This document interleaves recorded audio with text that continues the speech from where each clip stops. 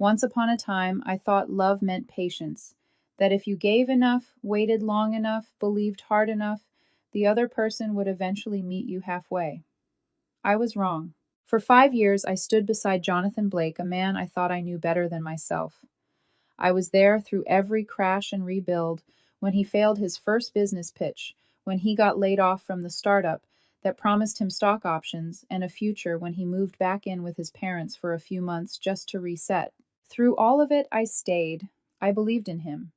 I worked my 9 to 5 in logistics, brought home steady paychecks, and told him that ambition doesn't have to be loud to be real. He used to laugh, kiss my forehead, and say, "You're my anchor, Betty. You keep me grounded."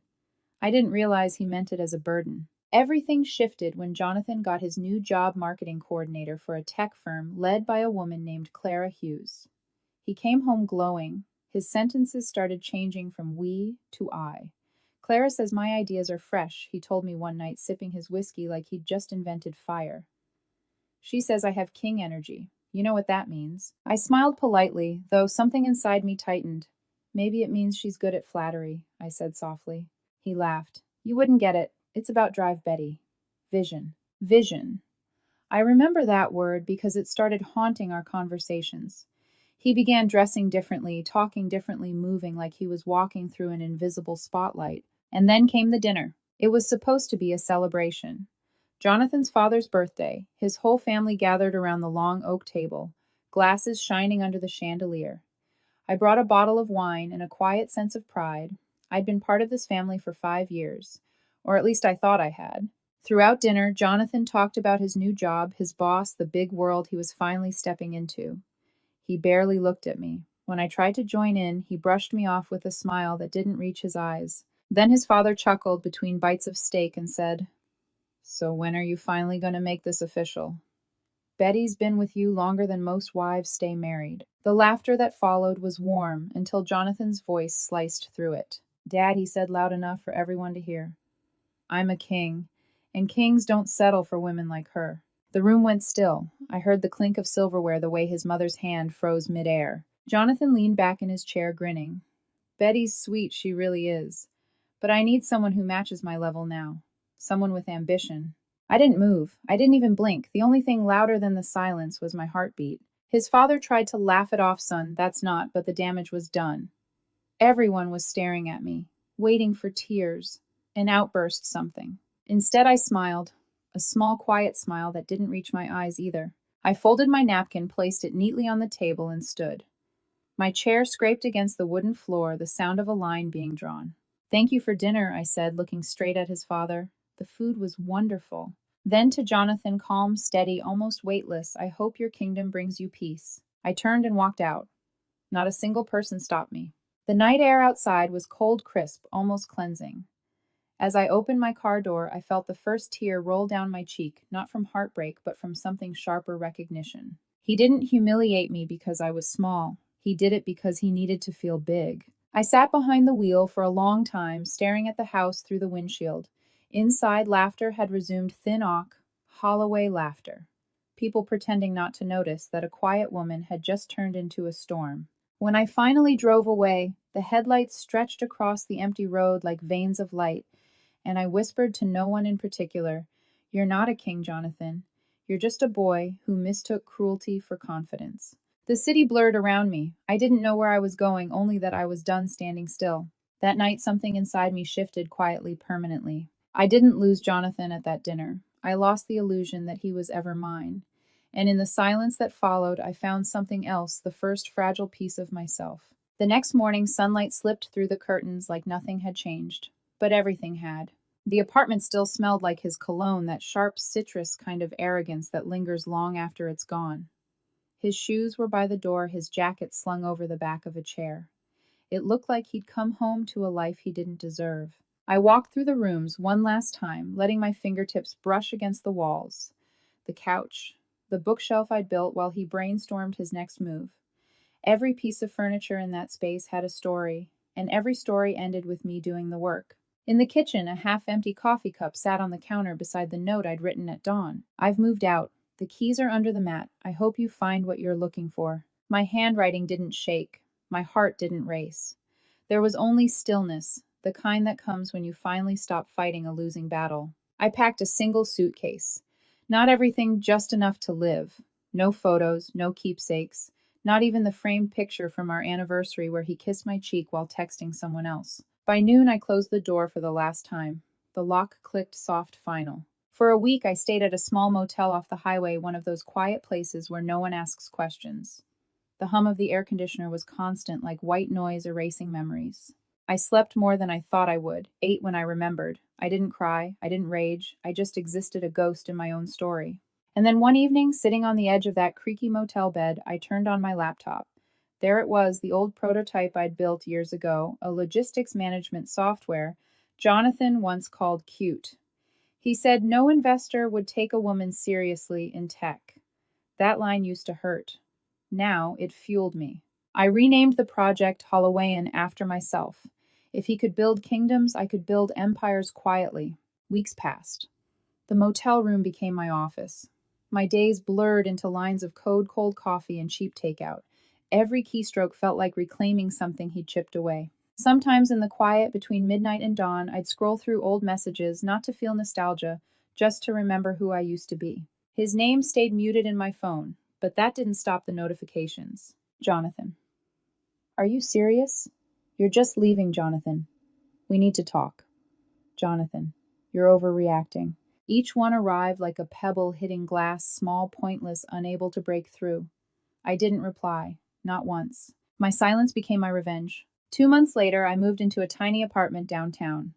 The walls were bare, the furniture minimal, but it was mine. The first night there, I stood by the window watching city lights flicker below 1,000 tiny lives unfolding. And for the first time in years, I felt weightless. I realized something simple yet terrifying. Jonathan had been my gravity, and I had finally escaped his pull. My best friend Naomi came over one evening with pizza and a look that said she'd been dying to ask. So, she said between bites, you're really not going to call him back? I shook my head. There's nothing to say. She smirked. Girl, he's losing it. Saw him at a cafe last week looking like someone stole his reflection. I laughed a small foreign sound. Then I guess we're even. Naomi grinned. Just promise me you're not going to vanish into your laptop forever. I'm not vanishing, I said. I'm building something. And I meant it. Nights grew quieter, softer. Somewhere in that silence, I stopped being angry. Anger meant I still cared, and I didn't. Instead, I started noticing the smaller things, the hum of the refrigerator, the rhythm of my typing, the way morning light curved through the blinds. Peace didn't arrive like a storm. It crept in unnoticed and made itself at home. Then one evening, as I was debugging a section of code, Naomi texted me a screenshot from social media. Jonathan was tagged in a photo arm around Clara Hughes, the woman he once called visionary. The caption read, Power Couple Goals. I stared at it for a moment. Not hurt, not jealous, just fascinated. How fast some people move from pretending to loving. I closed my laptop, whispered to myself, let him have his throne. Because queens don't chase ghosts. They outgrow them. 3 months later, peace had become my new normal. I'd stopped checking social media, stopped wondering where Jonathan was, stopped trying to rewrite what had already been written. My life was small, maybe, but it was mine. Quiet mornings with black coffee and code, late nights with music playing low in the background. Holowayan, my software, was starting to get attention. A logistics firm had just reached out about a trial partnership. I should have been nervous. Instead, I felt alive. Then, one Tuesday night around midnight, my phone buzzed. It was a message from Naomi, just one word and a link. Naomi girl. I hesitated before tapping it. The link opened to a long post written by Clara Hughes' assistant, someone I vaguely remembered seeing in a photo once. The headline hit me first. When your boss and your boyfriend ruin your life and each other's. My stomach turned. I started reading. The post was chaos, a firestorm of betrayal and screenshots. Clara had been fired from her company after internal HR complaints. Jonathan had been romantically involved with her during work hours, lying to the team and promising promotions that never existed. The post included photos, blurry, desperate, humiliating, and confirming it all. Apparently, after their affair became public, Jonathan tried to claim she had seduced him. He called her unstable and said she was obsessed. Clara responded by leaking voice messages. In one, Jonathan could be heard whispering, "You're my Queen Clara. Betty was a phase. You're the real thing." I felt the corners of my mouth twitch, not in joy but disbelief. The word queen again. How poetic. The post went viral. By morning, Jonathan's name was trending for all the wrong reasons. His company issued a public statement distancing themselves. His LinkedIn profile disappeared. Naomi called me before sunrise, her voice trembling between outrage and glee. Did you see it? He's done. Like done, done. Clara dragged him across the internet. I just sat there on my bed laptop, open a half-drunk cup of tea beside me. My voice was quiet. I saw it. Naomi exhaled, waiting for me to say something cruel, triumphant, but I didn't feel that. It wasn't victory. It was something heavier, closure. Watching him implode was like watching a fire consume a house you'd already moved out of. There's relief, yes, but also sadness for what used to be home. I whispered almost to myself, he built his kingdom on lies. I guess it finally collapsed. That week, the messages started again. Jonathan, I made mistakes. Can we please talk, Jonathan? You're the only person who really knew me. Jonathan, please, Betty. I didn't reply. I didn't even open most of them. Then one message appeared late at night. You won, okay? Is that what you wanted? I stared at the screen for a long time, then typed one line and deleted it before sending. No, I just wanted peace. Because that was the truth. I didn't need him ruined. I needed him gone. One morning, while checking emails for Halloween, I saw something that made me pause.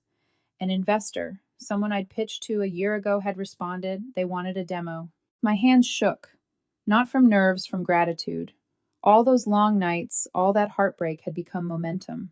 In the silence that followed Jonathan's fall, I'd built something that stood on its own. A week later, Naomi dropped by with wine. You're trending, she teased, waving her phone. Someone posted a screenshot of your software pitch. Everyone's talking about how classy you've been through the drama. I blinked. I didn't even post anything. Exactly, she said, smirking. Turns out silence really is power. We laughed, clinked glasses, and for the first time in what felt like forever, I allowed myself to feel proud, not of surviving him, but of rediscovering me. Later that night, I sat on my balcony with the city lights flickering below, thinking of how small the world used to feel when everything revolved around Jonathan. Now it felt infinite. I pulled up my phone, scrolled through old photos, and deleted every trace of him. Every picture, every text, every memory preserved in pixels. Each deletion was a breath, a heartbeat of freedom. When I finished, I whispered, "Long live the Queen." Then I smiled, not because he had fallen, but because I finally stood tall. Silence became my favorite sound. No more apologies disguised as manipulation. No more late-night texts that started with "I miss you" and ended with blame. No more Jonathan, or so I thought. The first sign he hadn't truly vanished came on a rainy Friday afternoon. I was working on Halloween's first beta launch when my phone buzzed with an unknown number. Betty, it's me. Please, I just want to talk. I stared at it unmoved, deleted it. A few minutes later, another message arrived, this time longer, desperate, messy. I know you saw what happened online. You don't understand. Clara twisted everything. I lost my job, my apartment. Everyone turned their back on me. You always believed in me before. Please don't do this now. Before. That word made me pause. The way he said it, as if my belief was an endless resource he could always return to. I didn't reply. By evening, he called. I didn't answer. He called again and again. The sound of his name flashing across my screen used to send a spark through me. Now it just made my stomach turn. I muted him. The following week, my mom called, her voice careful, like she was walking barefoot over glass. Sweetheart, Jonathan called me. He sounded lost. I sighed. He's always lost, Mom. He just calls it destiny. He said he wanted to apologize. Said you won't take his calls. That's because I don't need an apology. I need peace. There was silence. Then she said I told him not to call again. I smiled faintly. Good. Let him sit in the silence he earned. But Jonathan didn't stop. He on my LinkedIn posts with fake encouragements. So proud of what you've built, Betty. I always knew you had it in you. Naomi texted me a screenshot with a single message. Girl, this man has no shame. I replied. None. That's how he survives. I learned something in those weeks. Silence hurts narcissists more than insults ever could. It doesn't give them fuel. It starves them. Every time I ignored him, he seemed to lose another piece of himself. And me, I was growing. Halloween's beta launch was a success. The software caught attention for its clean interface and precise logistics algorithms. A small tech publication wrote an article calling it "The Quiet Giant Startup, Led by an Even Quieter Woman." Quiet, I like that word. Because power doesn't always roar. Sometimes it hums beneath the surface until it shakes the ground. Then came the night Naomi dragged me out to celebrate. A rooftop bar, downtown music floating through warm air, the skyline glinting like a promise. She raised her glass. To freedom, to money, and to the fact that your ex is probably crying into instant noodles right now. I laughed genuinely freely. You're terrible. That's why you love me. We toasted the clink of glasses, echoing like punctuation to the sentence I'd been waiting to finish for years. On the way home, I got one last message. It wasn't a text this time, it was a voicemail. His voice was cracked, exhausted, and dripping with self-pity. I just wanted to say, I'm sorry, Betty. You didn't deserve what I said. You were good to me, better than I ever was to you. I thought I wanted more, but I lost everything. I know you probably hate me, but I still think about you. Every day. There was a long pause, a shaky inhale. If you ever want to talk, I'll be waiting. He ended it there. I listened once, then deleted it. The next morning, I renamed my company officially Holowayan Systems. When I filed the trademark, I smiled at the symbolism. I had been the keeper of someone else's dreams for too long. Now I guarded my own. Months passed, seasons changed, my world expanded while his shrank into whispers and rumors. Occasionally I'd hear fragments, Jonathan working odd jobs, moving from city to city trying to rebuild, but he wasn't my problem anymore. He was a cautionary tale. Some nights I'd stand by my window, city lights flickering like embers, and think about how strange it is, how people can love you, use you, and blame you all in the same breath. And yet the silence that used to ache now felt like luxury. Then one day Naomi sent me a text. Guess who's going to be at Megan's wedding next weekend? I stared at the screen. Don't tell me. Oh, I'm telling you, the king himself. For the first time in months, I didn't feel dread, just curiosity. Because this time, I wasn't the same girl who walked out of that dinner with tears in her eyes. This time, the queen wasn't leaving the table. She was walking in. The afternoon sunlight hit the church windows like gold dust, scattering across the floor in warm streaks. The air smelled faintly of lilies and champagne. Laughter floated through the courtyard, that easy kind that comes from people who've never had to rebuild themselves from ashes. I stood at the edge of the crowd, a soft smile tugging at my lips. I wasn't nervous, not anymore. I'd been through worse battles than small talk and finger food. Naomi elbowed me gently. There he is, 2 o'clock near the buffet. I turned. Jonathan. He looked smaller. The sharp confidence that once clung to him like cologne was gone. His suit didn't fit quite right, too loose, like he'd lost both weight and direction. His hair was longer, unkempt, his eyes searching the room for validation that never came. For a moment I didn't recognize him. Not the man who'd once sat across from me telling me he was a king. He noticed me then. His entire posture shifted, a flicker of disbelief, a half smile, trying to resurface. Betty, he said, walking to Holloway, me voice low, rehearsed. I didn't move. I just watched him calm as still water. Up close, the cracks were clearer, the tremble in his jaw, the slight stutter when he spoke. You look incredible, he said finally. You've changed. I tilted my head. No, I just stopped shrinking. He laughed Hollowayly, looking around. Guess I deserved that. Yes, I said simply. You did. We stood there for a moment, surrounded by the soft chaos of a wedding clinking glasses music, the hum of distant joy. He exhaled. I've been meaning to reach out again, but I figured you'd block me. I did. He blinked. Oh! The silence stretched between us. I just wanted to tell you I'm sorry, he said, eyes glassy. That night at dinner, what I said, I was trying to impress them, to sound confident. I didn't mean it. I smiled small and cold. You meant every word. You just didn't expect to regret them. He swallowed. I lost everything, Betty. The job, Clara, my reputation. I guess I thought I was chasing something bigger. Turns out I was just running away from myself. I met his eyes, and from me. He nodded slowly. Yeah, from you. For the first time, his voice wasn't arrogant. It was fragile, thin. The sound of someone realizing too late that they'd burned the bridge that led home. He took a small step closer. I heard about Holowayan Systems. You did it, huh? I did. I'm proud of you. I let out a quiet breath that could have been a laugh. No, you're not. You're just shocked I did it without you. He flinched. Betty, I'm serious.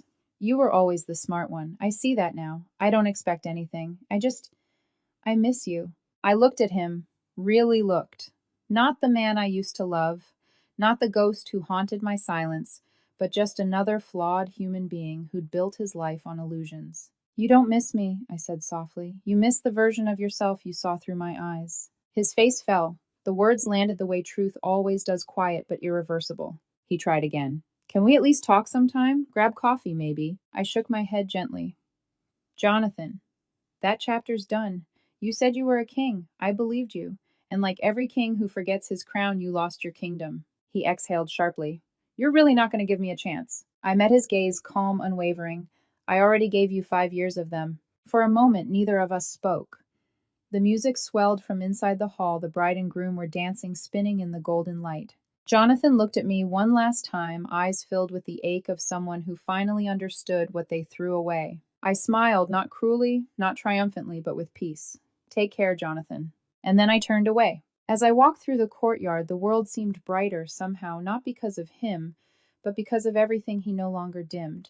Naomi caught up to me, eyes wide. Did he try to talk? Of course, I said. Kings always think they can summon their queens back. She grinned. And what did you do? I reminded him I built my own throne. Later that night, I stood by my apartment window, watching the city pulse beneath me. Somewhere out there, Jonathan was probably staring at an empty phone screen, replaying his mistakes. But I didn't hate him. I didn't love him either. I just let him go, completely. Because closure isn't revenge, it's freedom. I whispered into the quiet queens, don't wait for crowns. They make their own.